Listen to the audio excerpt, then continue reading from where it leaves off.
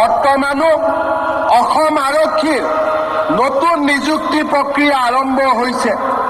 ৰাতিপুৱা যদি আমি 4টাৰ পৰা 7টা বজালৈ গাঁৱে ভূঞে খেলপথাৰসমূহত ডেকা ল'ৰাসকলক দৌৰি থকা দেখা পাম।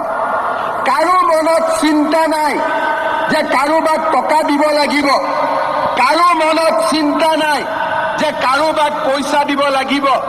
মাত্ৰ ভাল কৰি দৌৰিব লাগিব, ভাল কৰি পৰীক্ষা দিব লাগিব।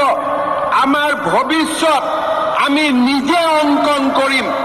আমাৰ ভৱিষ্যত টকা পইচাই অংকন নকৰে, আমাৰ ভৱিষ্যত আমি নিজে অংকন কৰিম।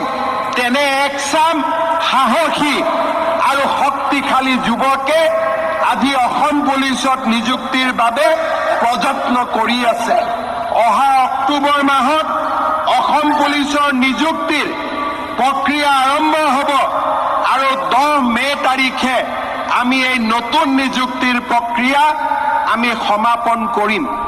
তাৰ লগে লগে মই ইতিমধ্যে বনমন্ত্ৰী চন্দ্ৰমোহন পাটোৱাৰী ডাঙৰীয়াক কৈছোঁ যে আজি আমি 940 গৰাকী নৱনিযুক্ত ফৰেষ্ট গাৰ্ডৰ আজি আমি ইয়াতে পাছিং আউট পেৰেডত উপস্থিত আছোঁ।